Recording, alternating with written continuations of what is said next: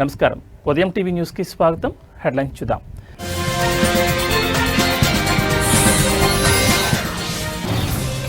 మహారాష్ట్రలోని పాల్కర్ జిల్లాలో ఘోర ప్రమాదం.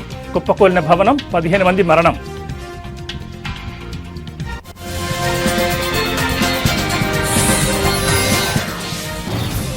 కర్ణాటకలోని ఓ చిన్న గ్రామంలో విచిత్ర సంఘటన. నల్లూరు గ్రామంలో ఓ సాధారణ నాటుకోడి నీలం రంగులో గుడ్డు.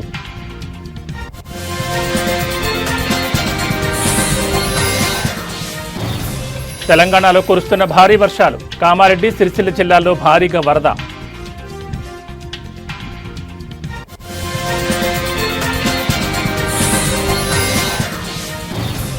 విశాఖలో 3 రోజుల జనసేన విస్తృత స్థాయి సమావేశాలు. ఇవాళ రేపు పార్టీ అంతర్గత అంశాలపై చర్చ.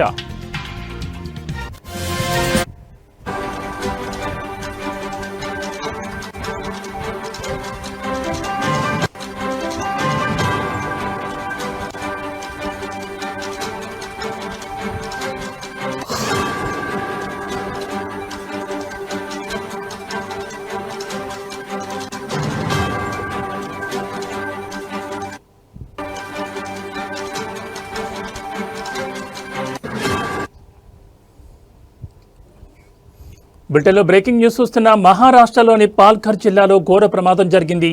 ముంబై సమీపంలోని విరార్ ప్రాంతంలో 4 అంతస్తుల నివాస భవనం కుప్పకూలిన ఘటనలో సుమారు 15 మంది చనిపోయారు. మరికొంతమంది తీవ్రంగా గాయపడ్డారు. ఇక విరార్లోని నారంగి ఫాటా దగ్గర ఉన్న రాము కాంపౌండ్లోని రమాబాయి అపార్ట్మెంట్ భవనం 4వ అంతస్తు చెందిన వెనుక భాగం ఒక్కసారిగా కూలింది. ఆ శిథిలాల పక్కనే ఉన్న ఒక చిన్న ఇళ్ల సముదాయంపై పడ్డాయి. దీంతో సమాచారం అందుకున్న వెంటనే పోలీసులు, వసాయి, విరార్ మున్సిపల్ కార్పొరేషన్ అధికారులు, అగ్నిమాపక సిబ్బంది, ఎన్డీఆర్ఎఫ్ బృందాలు సంఘటనా ప్రదేశానికి చేరుకున్నాయి.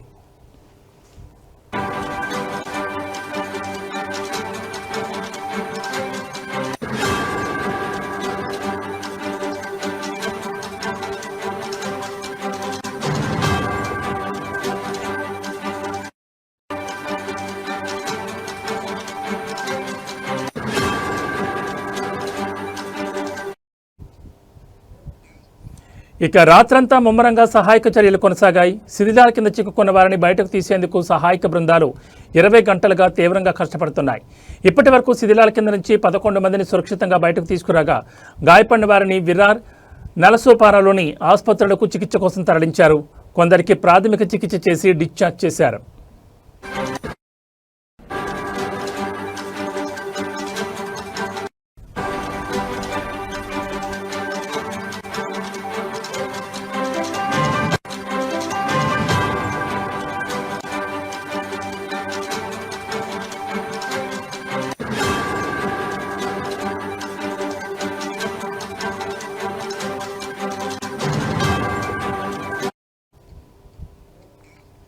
ఇక రాత్రంతా ముమ్మరంగా సహాయక చర్యలు కొనసాగాయి. శిథిలాల కింద చిక్కుకున్న వారిని బయటకు తీసేందుకు సహాయక బృందాలు 20 గంటలుగా తీవ్రంగా కష్టపడుతున్నాయి. ఇప్పటి వరకు శిథిలాల కింద నుంచి 11 మందిని సురక్షితంగా బయటకు తీసుకురాగా గాయపడిన వారిని విరార్, నలసోపారాలోని ఆసుపత్రులకు చికిత్స కోసం తరలించారు. కొందరికి ప్రాథమిక చికిత్స చెక్ చేసి డిశ్చార్జ్ చేశారు.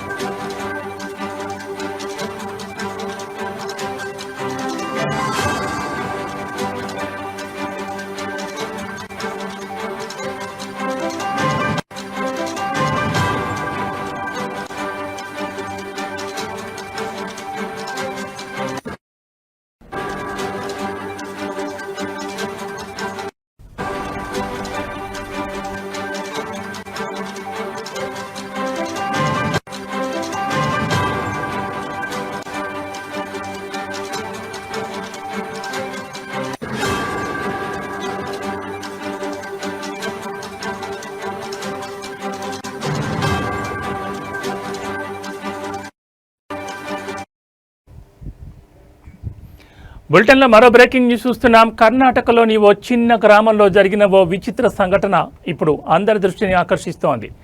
దావణగిరి జిల్లా చెన్నగిరి తాలూకాలోని నల్లూరు గ్రామంలో ఓ సాధారణ నాటుకోడి నీలం రంగులో ఉన్న గుడ్డు పెట్టడమే ఈ ఆశ్చర్యానికి కారణం. ఈ వింత గుడ్డును చూసేందుకు చుట్టుపక్కల గ్రామాల ప్రజలు తండోపతండాలుగా తరలివస్తున్నారు.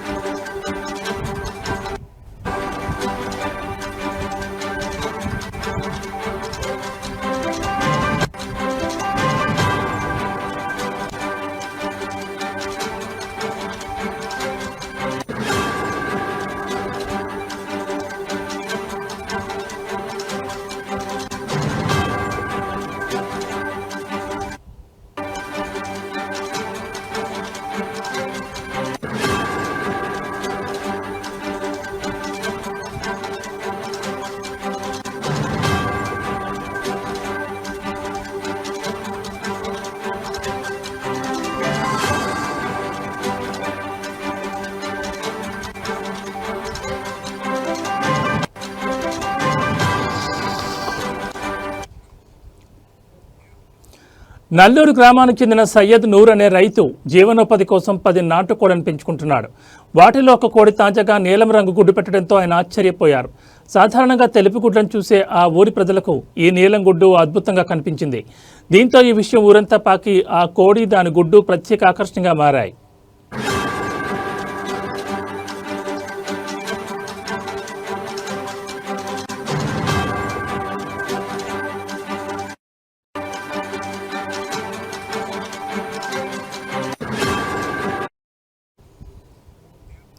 పశుసంవర్ధక శాఖ సహాయ సంచాలకుడు డాక్టర్ అశోక్ నేతృత్వంలోని బృందం గ్రామానికి చేరుకుంది.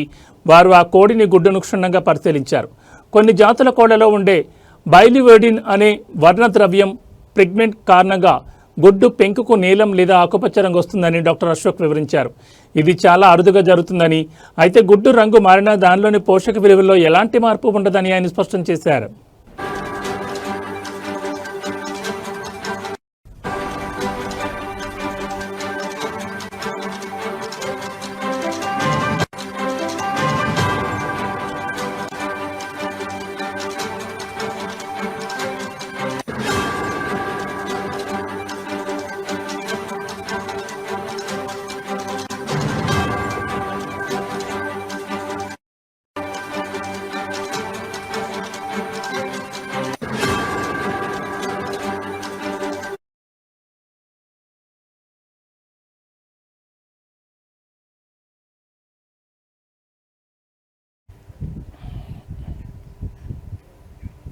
హిమాచల్ ప్రదేశ్లో రుతుపవనాలు సృష్టిస్తున్న విలయం అంతా ఇంత కాదు. కుంభవృష్టి, ఆకస్మిక వరదలు, కొండచర్యలు విరిగిపడడంతో రాష్ట్రం అతలాకుతలమవుతోంది.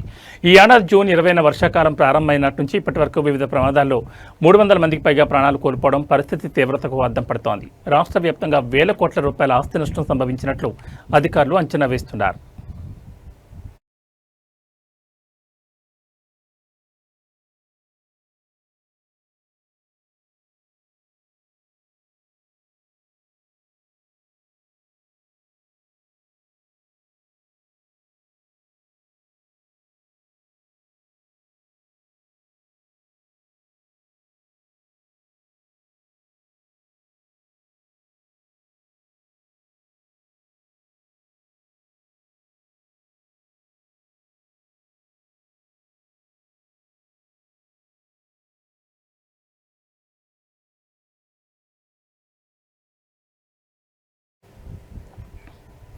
రాష్ట్ర విపత్తు నిర్వహణ అథారిటీ విడుదల చేసిన గణాంకాల ప్రకారం ఆగస్టు 27 నాటికి మృతుల సంఖ్య 310కి చేరింది.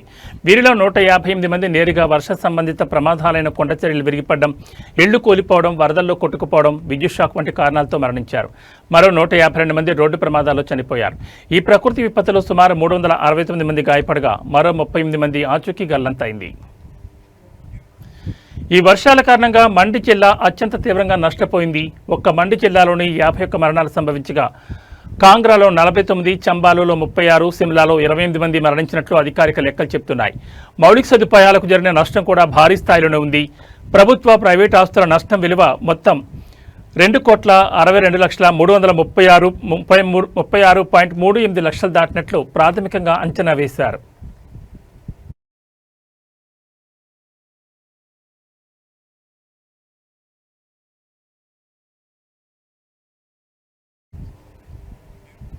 రాష్ట్ర వ్యాప్తంగా 2 జాతీయ రహదారులతో సహా 582 రోడ్లపై రాకపోకలు నిలిచిపోయాయి. ముఖ్యంగా కులు, మండి, కాంగ్రా, సిమ్లా జిల్లాలపై ప్రభావం ఎక్కువగా ఉంది. కేవలం కులు జిల్లాలోని NH03, NH305 మార్గాలను అధికారులు మూసివేశారు. రాష్ట్ర వ్యాప్తంగా 1,155 విద్యుత్ ట్రాన్స్ఫార్మర్లు, 346 తాగునీటి సరఫరా పథకాలు దెబ్బతిన్నాయి. దీంతో అనేక ప్రాంతాల్లో విద్యుత్, నీటి సరఫరాకు తీవ్ర అంతరాయం ఏర్పడింది.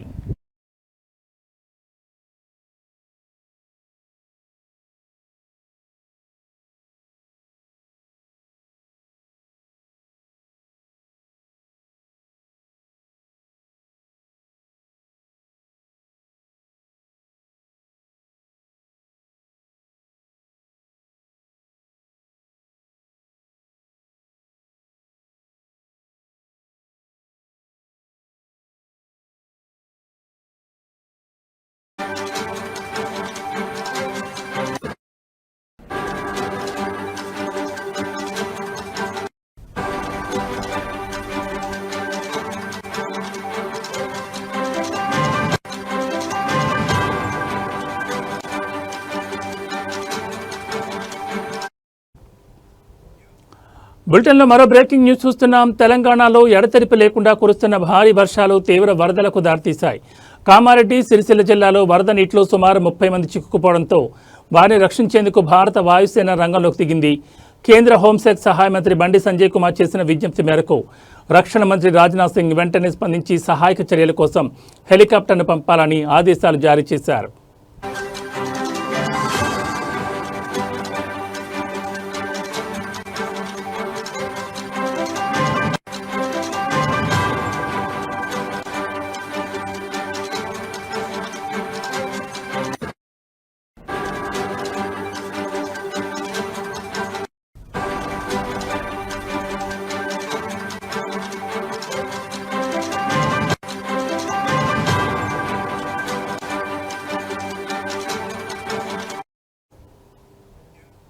బండి సంజయ్ నేరుగా రక్షణ మంత్రి రాజ్నాథ్ సింగ్ ఫోన్ చేసి పరిస్థితిని వివరించారు.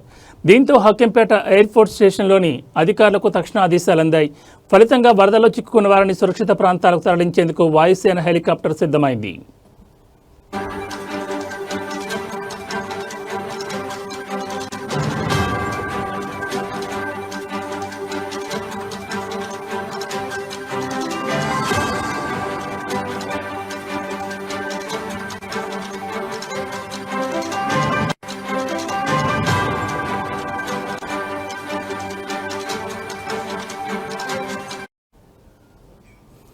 మరోవైపు మెదక్, కామారెడ్డి జిల్లాలో వరద పరిస్థితి అత్యంత తీవ్రంగా ఉండడంతో భారత సైన్యం సహాయక చర్యలను ముమ్మరం చేసింది. ఆర్మీకి చెందిన ప్రత్యేక బృందాలు రంగంలోకి దిగి NDRF, SDRF స్థానిక అధికారులతో కలిసి పనిచేస్తున్నాయని సదరన్ కమాండ్ ఒక ప్రకటనలో తెలిపింది. ఆర్మీ, ఇంజనీరింగ్ టాస్క్ ఫోర్సులు దెబ్బతిన్న రహదారులను పునరుద్ధరిస్తూ అడ్డంకులు తొలగిస్తున్నాయి. వైద్య బృందాలు బాధితులకు తక్షణ సేవలు అందిస్తున్నాయి. ప్రత్యేక బోట్లు, ఇతర పరికరాలతో వరదల్లో చిక్కుకున్న ప్రజలను సురక్షిత ప్రాంతాలకు తరలించడంతో పాటు వారికి అవసరమైన సహాయ సామగ్రిని అందజేస్తున్నారు.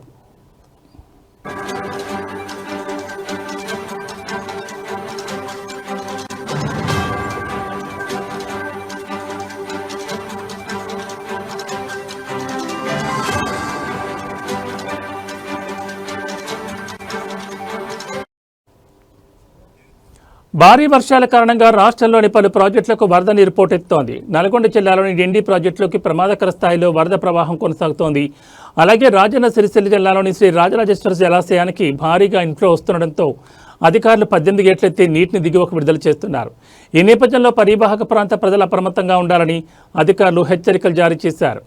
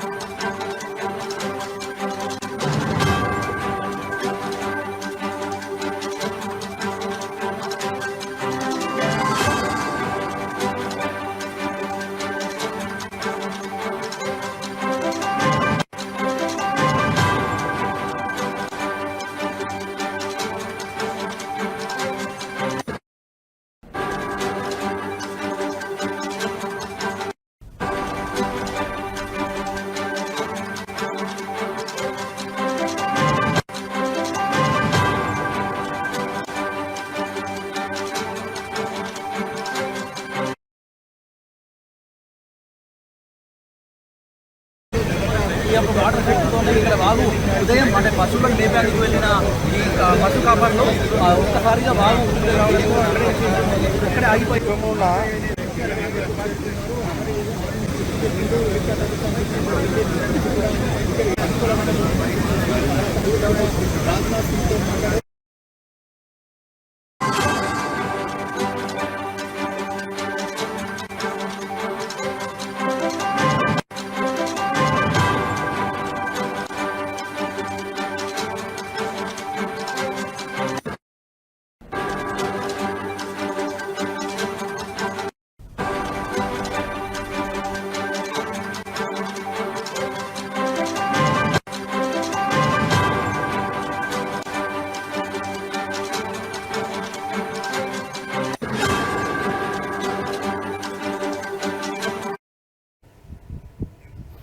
బులెటిన్లో మరో బ్రేకింగ్ న్యూస్ చూస్తున్న 3 రోజుల జనసేన పండుగకు విశాఖనగరం సిద్ధమైంది. ప్రభుత్వంలో భాగస్వామ్యం తర్వాత పార్టీలో పరిస్థితులను సమీక్షించుకునేందుకు జరుగుతున్న సమావేశాలు కావడంతో శ్రేణులు ఉత్కంఠకు ఎదురుచూస్తున్నాయి. క్షేత్రస్థాయిలో సమస్యలు తెలుసుకునేందుకు ఎక్కువ ప్రాధాన్యం ఇవ్వబోతున్నారు ఆ పార్టీ చీఫ్ పవన్ కళ్యాణ్. ఇవాళ రేపు పార్టీ అంతర్గత అంశాలపై చర్చ జరుగుతుంది. బీచ్ రోడ్లోని వైఎంసీఏ ప్రాంగణంలో జనసేన లెజిస్లేటివ్ విభాగం భేటీ అవుతుంది. ఆ పార్టీకి చెందిన మంత్రులు, పార్లమెంట్ సభ్యులు, శాసనమండలి సభ్యులు పాల్గొంటారు. మధ్యాహ్నం రాష్ట్ర కార్యవర్గంతో పవన్ కళ్యాణ్ సమావేశమయ్యారు.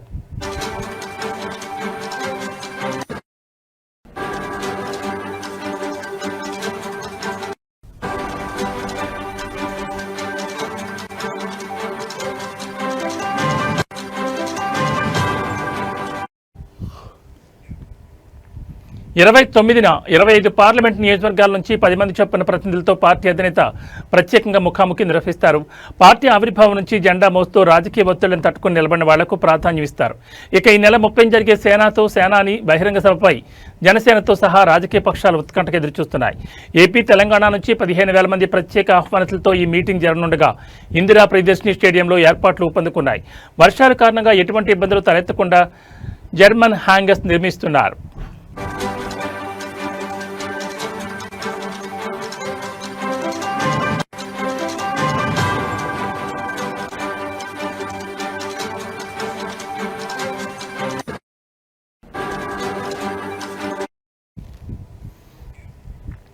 ఇక ఈ సభా ప్రాంగణానికి విప్లవ వీరుడు అల్లూరి సీతారామరాజు పేరును ఖరారు చేసింది జనసేన.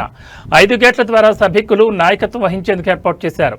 ఆవిర్భావం నుంచి నిస్వార్థంగా జెండాను ప్రజల్లోకి తీసుకెళ్లి అధినేత భావజాలాన్ని బలంగా నమ్మి నడుస్తున్న జనసైన్యంతో 30న బహిరంగ సభ జరుగుతుందని పార్టీ వర్గాలు ఇప్పటికే ప్రకటించాయి. కూటమి ప్రభుత్వం వచ్చిన తర్వాత చేస్తున్న అనేక అభివృద్ధి సంక్షేమ కార్యక్రమాలు, వీటితో పాటు క్షేత్రస్థాయిలో సమస్యలు తెలుసుకోవడానికి సేనాని బహిరంగ సభ కీలకమని పార్టీ వర్గాలు భావిస్తున్నాయి. ఈ దశగా పవన్ కళ్యాణ్ రోడ్ మ్యాప్ చూపిస్తారని మంత్రి నాదెండ్ల మనోహర్ చెప్పారు.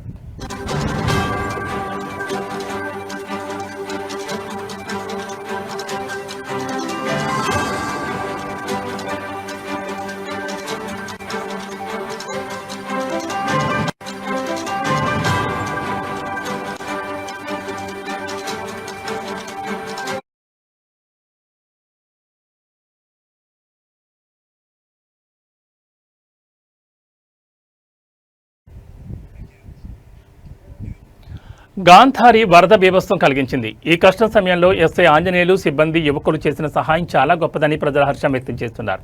ప్రభుత్వం ఇలాంటి విపత్తు సమయాల్లో మరింత వేగంగా స్పందించాలని కోరుతున్నారు. ఆ మహిళ ప్రాణాలను కాపాడిన వారికి కృతజ్ఞతలు తెలిపారు. ఇలాంటి సంఘటనలు జరిగినప్పుడు ప్రజలు ఒకరికొకరు సహాయం చేసుకోవడం చాలా ముఖ్యమన్నారు. వరదలు రాకుండా ముందు జాగ్రత్త చర్యలు తీసుకోవాలని, ఆ గుడి మునిగిపోవడం చాలా బాధాకరమని, దాన్ని పునరుద్ధరించడానికి అందరూ ముందుకు రావాలన్నారు. అధికారులు వరద పరిస్థితిని అంచనా వేసి ముందస్తుగా ప్రజలను హెచ్చరించాలని, ఈ వరదల వల్ల జరిగిన నష్టంపై త్వరగా ఒక నివేదిక తయారు చేయాలన్నారు.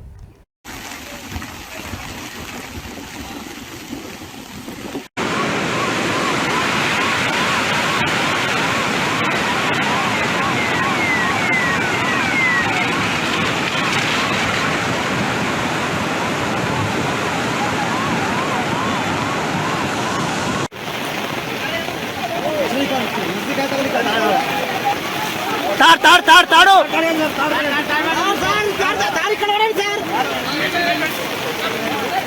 కృష్ణ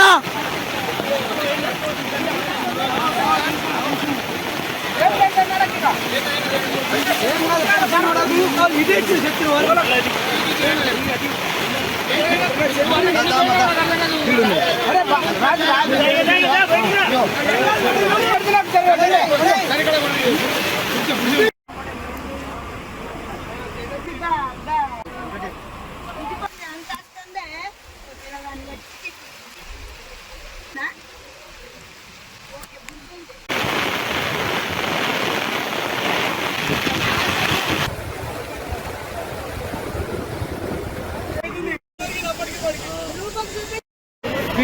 చెప్పలేనా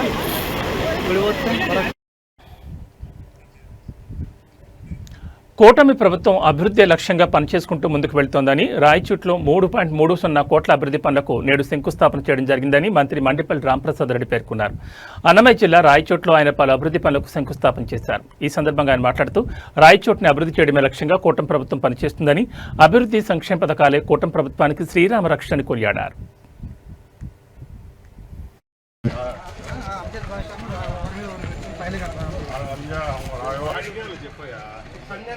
రోడ్డు వరకు రానికంటే లోపలికి ఇది 12 అడుగులు.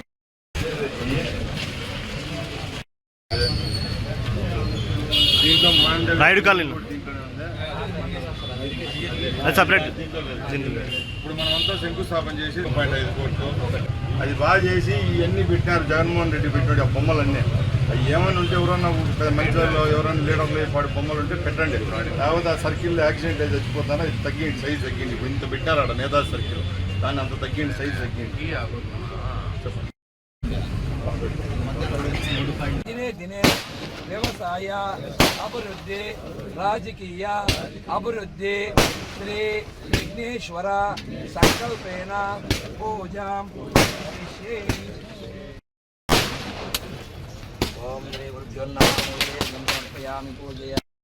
అద్భుతగాత్రాజా కామిదార్థప్రదాజినే శ్రీమద్వేంకటనాథాజ శ్రీనివాసాజ మంగళ లక్ష్మీ సమేత మహాగణపదేవతాభ్యో నమః. ఇందిరా రమణ గోవింద.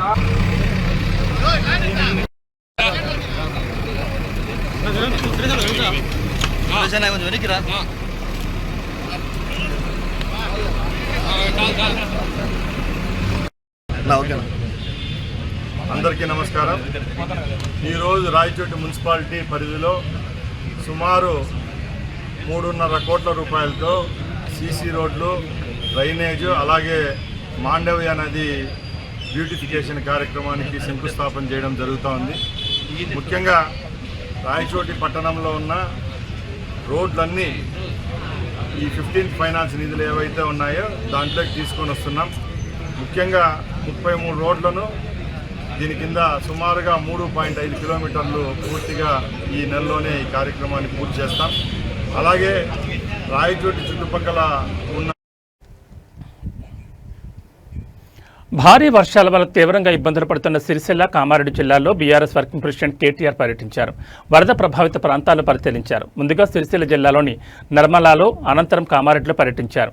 ఈ నేపథ్యంలో సిరిసిల్లకు బయలుదేరారు. అంతకుముందు రాష్ట్ర వ్యాప్తంగా ఉన్న బీఆర్ఎస్ నాయకులతో కేటీఆర్ టెలికాన్ఫరెన్స్ నిర్వహించారు. వరద ప్రభావిత ప్రాంతాల్లో పార్టీ నాయకులు సహాయక చర్యలు చేపట్టాలని సూచించారు.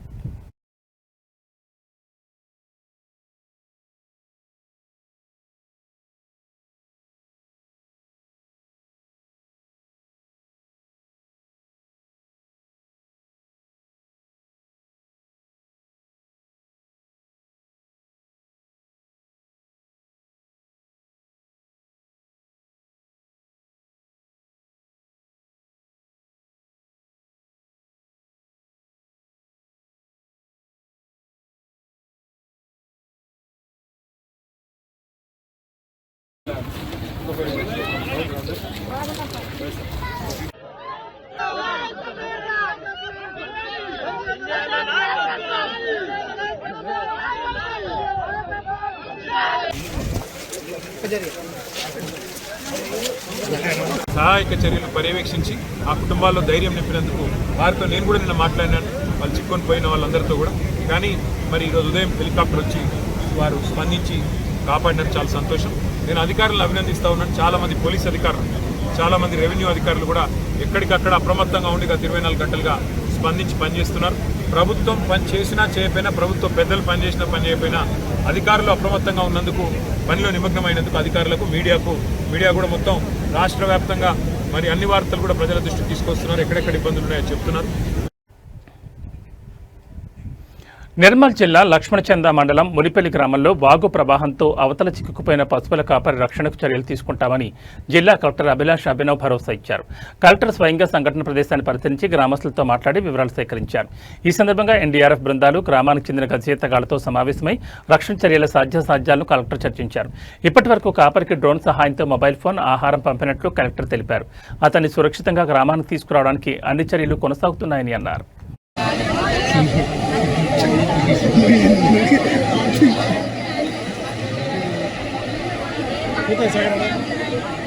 ఏమో ఈ గాలికి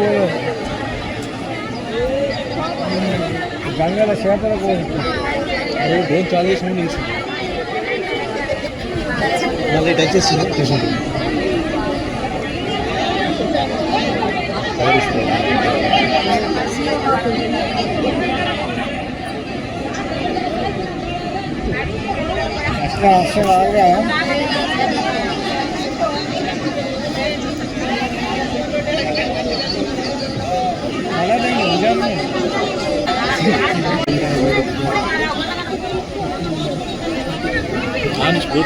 అయితే అక్కడికి పోతే వేస్టే.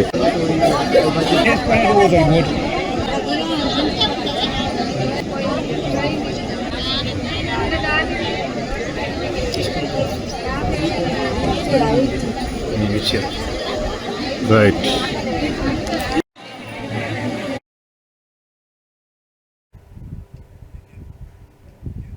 ఇవి బులెటిన్ విశేషాలు. మరో బులెటిన్తో మళ్ళీ కలుసుకుందాం. నమస్కారం.